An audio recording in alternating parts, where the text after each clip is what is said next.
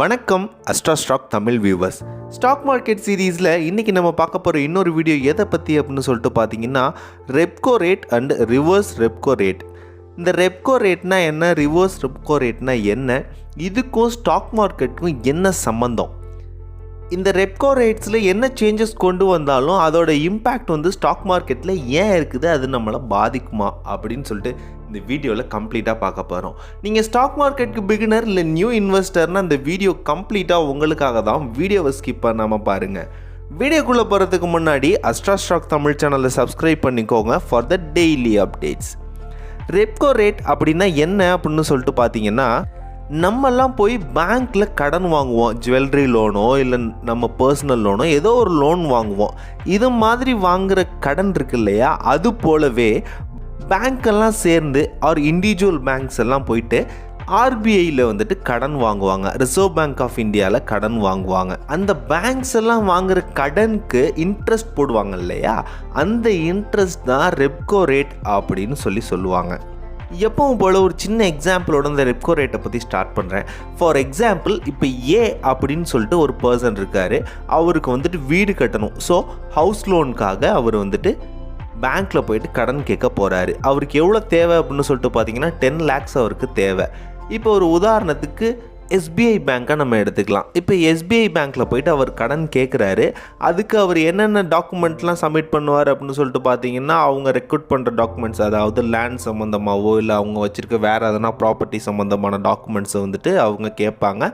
அதெல்லாம் அவர் சப்மிட் பண்ணி ஓவராலாக எல்லா ப்ராசஸையும் முடிச்சிருவார். ஆனால் பேங்க், அதாவது அந்த எஸ்பிஐ பேங்க்கில் வந்துட்டு அவருக்கு கொடுக்கறதுக்கான போதுமான அமௌண்ட் அவங்கள்ட்ட இல்லை. இப்போது 10 lakh அவருக்கு தேவைப்படுதுங்கும் போது பேங்க்கில் வந்துட்டு 5 lakhs தான் இருக்குது, பேலன்ஸ் அவங்கள்ட்ட இல்லை. இந்த இல்லாத அமௌண்ட்க்கு அவங்க வந்துட்டு என்ன பண்ணுவாங்க அப்படின்னு சொல்லிட்டு பார்த்தீங்கன்னா, ஆர்பிஐயை காண்டாக்ட் பண்ணுவாங்க. அவங்கள்ட்ட நம்ம எப்படி கடன் வாங்குகிறோமோ அது போலவே ஆர்பிஐட்ட அவங்க கடன் வாங்குவாங்க. நம்மள்ட்ட என்னென்ன அஃபிடவிட்டா டாக்குமெண்ட்ஸ் எல்லாம் கேட்குறாங்களோ அது போலவே ஆர்பிஐ வந்துட்டு அந்த பர்டிகுலர் பேங்க்கிட்ட வந்துட்டு சில டாக்குமெண்ட்ஸ்லாம் கேட்பாங்க. அந்த டாக்குமெண்ட் என்ன அப்படின்னு சொல்லிட்டு பார்த்தீங்கன்னா, கவர்மெண்ட் செக்யூரிட்டி அப்படின்னு சொல்லுவாங்க. இந்த கவர்மெண்ட் செக்யூரிட்டி ப்ரூஃப் வாங்கிக்கிட்டு அவங்களுக்கு ஆர்பிஐ வந்துட்டு கடன் கொடுப்பாங்க. இப்போ ஒரு உதாரணத்துக்கு அவர் 5 lakhs வாங்கியிருக்காரு இல்லையா, அந்த 5 lakhsக்கு வந்துட்டு 4% ஆர் 3% வந்துட்டு ஆர்பிஐ வந்துட்டு அந்த பர்டிகுலர் பேங்க்குக்கு வந்துட்டு கடனுக்கு கொடுப்பாங்க. அதை எடுத்துகிட்டு வந்துட்டு நம்மள்ட்ட பேங்க் என்ன பண்ணுவாங்க அப்படின்னு சொல்லிட்டு பார்த்தீங்கன்னா, ஒரு 8% 9% வந்துட்டு நம்மள்ட்ட வந்துட்டு இன்ட்ரெஸ்ட் வச்சுட்டு அவங்க வந்துட்டு நம்மளுக்கு லோன் கொடுப்பாங்க. இதுதான் ரெப்கோ ரேட் அப்படின்னு சொல்கிறாங்க. இந்த பர்சன் ஏ வந்துட்டு 1 year கழித்து அந்த பேங்க்கில் போயிட்டு அவர் வாங்கின லோனு வந்துட்டு அடைக்கலாம் அப்படின்னு சொல்லிட்டு போகிறாங்க. இப்போ 10 lakh வாங்கினாங்க இல்லையா, அந்த 10 lakh + 8% வந்துட்டு அவங்களுக்கு இன்ட்ரெஸ்ட், டோட்டலாக வந்துட்டு 10,80,000 வந்துட்டு அவங்க திரும்பி பேங்க்கில் பே பண்ண போகிறாங்க. பே பண்ணும் போது அவங்க என்னென்னலாம் டாக்குமெண்ட்ஸ் அதுக்கு பதிலாக கொடுத்தாங்களோ அதெல்லாம் பேங்க் ரிட்டர்ன் பண்ணிடுவாங்க. இந்த ப்ராசஸ் இப்படி முடிஞ்சிடும். எஸ்பிஐ என்ன பண்ணுவாங்க அப்படின்னு சொல்லிட்டு பார்த்தீங்கன்னா, அவங்க ஒரு 5 lakhs வாங்கினாங்க இல்லையா, அந்த 5 lakhsக்கு இன்ட்ரெஸ்ட் 4% ஆர் 3%, உதாரணத்துக்கு 4% அப்படின்னு சொல்லிட்டு வச்சுக்கோங்க.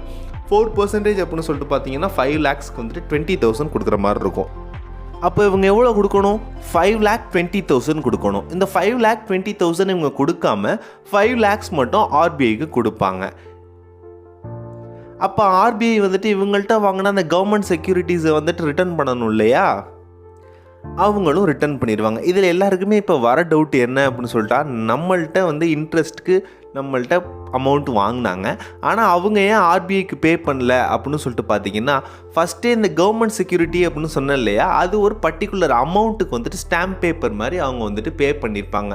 இப்போ உதாரணத்துக்கு ஒரு 1 லட்ச ரூபாய் அவங்க முன்னாடியே கட்டிட்டு 5 லட்ச ரூபாய் வாங்கியிருக்காங்கன்னு சொல்லிட்டு வச்சுக்கோங்களேன். அந்த 1 லட்ச ரூபாயிலேருந்து, அதாவது அந்த கவர்மெண்ட் செக்யூரிட்டிலேருந்து இந்த இன்ட்ரெஸ்ட் அமௌண்ட்டான 20,000 அவங்க ரெடியூஸ் பண்ணிக்கிட்டு பேலன்ஸ் உள்ள 80,000 கவர்மெண்ட் செக்யூரிட்டிஸை எஸ்பிஐக்கு அவங்க ரிட்டர்ன் பண்ணிடுவாங்க. இதுதான் ரெப்கோ ரேட்டோட ப்ராசஸ். இப்போ ரெப்கோ ரேட்டை வந்துட்டு ஆர்பிஐ வந்துட்டு இன்க்ரீஸ் பண்ணுறாங்க அப்படின்னு சொல்லிட்டு வச்சுக்கிட்டிங்கன்னா, அது எங்கே நம்மளுக்கு பிரதிபலிக்கும் அப்படின்னு சொல்லிட்டு பார்த்தீங்கன்னா, கஸ்டமர்கிட்ட தான் அந்த இன்ட்ரெஸ்ட்டை வந்துட்டு அதிகமாக வைப்பாங்க பேங்க்ஸ். அதே போல் பேங்க்ஸ் வந்துட்டு ரெப்கோ ரேட்டை வந்துட்டு கம்மி பண்ணுறாங்க அப்படின்னா கஸ்டமர்கிட்ட கம்மியான அமௌண்ட்டுக்கு வந்துட்டு கம்மியான இன்ட்ரெஸ்ட்டுக்கு வந்துட்டு லோன் ப்ரொவைட் பண்ணுவாங்க பேங்க்ஸ்லாம். அப்போ பணப்புழக்கம் அதிகமாக இருக்கும். இதுதான் ரெப்கோ ரேட்ஸோட functions. Okay, reverse repo rate அப்படின்னா என்ன அப்படின்னு சொல்லிட்டு பார்த்தீங்கன்னா, இப்போ நம்மலாம் ஒரு பர்டிகுலர் அமௌண்ட்டை வந்துட்டு 1 lakhோ 25,000ஓ இல்லை 50,000ஓ போயிட்டு டெபாசிட் அப்படின்னு சொல்லிட்டு நம்ம ஒரு பர்டிகுலர் சம் பீரியட்க்கு வந்துட்டு டெபாசிட் பண்ணுறோம். இது போல் பேங்க்ஸ் வந்துட்டு ஆர்பிஐயில் அவங்களும் ஒரு பர்டிகுலர் அமௌண்ட்டை வந்துட்டு டெபாசிட் பண்ணுவாங்க. அந்த டெபாசிட்க்கு பேங்க்குக்கு ஆர்பிஐ இன்ட்ரெஸ்ட் கொடுப்பாங்க இல்லையா, ஒரு சம் அமௌண்ட்டு. இப்போ 5%, 3%, இது மாதிரி ஒரு பர்சன்டேஜ் கணக்கில் அவங்களுக்கு வந்துட்டு இன்ட்ரெஸ்ட் கொடுப்பாங்க.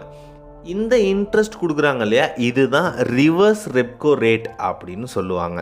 இந்த ரெப்கோ ரேட்டாக இருந்தாலும் சரி, ரிவர்ஸ் ரெப்கோ ரேட்டாக இருந்தாலும் சரி, எப்போ ஃபிக்ஸ் பண்ணுவாங்க அப்படின்னு சொல்லிட்டு பார்த்தீங்கன்னா 3 monthsக்கு ஒன்ஸ் இதை ஃபிக்ஸ் பண்ணுவாங்க. எம்பிசி அப்படின்னு சொல்லப்படுற ஒரு கமிட்டி மூலியமாக, அது வந்து மானிட்டரி பாலிசி கமிட்டி அப்படின்னு சொல்லுவாங்க. இந்த கமிட்டி மூலியமாக 3 monthsக்கு ஒன்ஸ் வந்துட்டு இந்த ரெப்கோ ரேட், ரிவர்ஸ் ரெப்கோ ரேட்டை வந்துட்டு ஃபிக்ஸ் பண்ணுவாங்க பேங்க்ஸ்.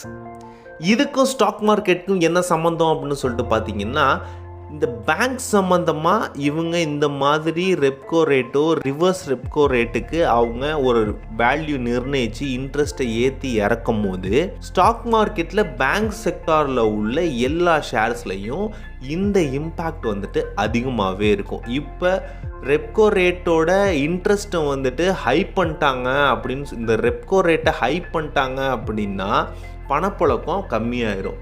ஸோ அதோட பாதிப்பு அதிகமாகவே இருக்கும். அதே நேரத்தில் ரெப்கோ ரேட்டை கம்மி பண்ணிட்டாங்க அப்படின்னா ஷேர்ஸோட லிக்விடிட்டியும் அதிகமாக இருக்கும், அதோட இம்பேக்டும் ஸ்டாக் மார்க்கெட்டில் இருக்கும். So bank sector and bank ஓரியன்டான ஸ்டாக் மார்க்கெட்டில் உள்ள எல்லா ஷேர்ஸும் இம்பேக்ட் ஆகிறது எதனால அப்படின்னு சொல்லிட்டு பார்த்தீங்கன்னா repo rate and reverse repo ரேட்னால தான். சேஃபாக ட்ரேட் பண்ணுங்கள், ஹாப்பியாக ஏர்ன் பண்ணுங்கள். Have a nice day.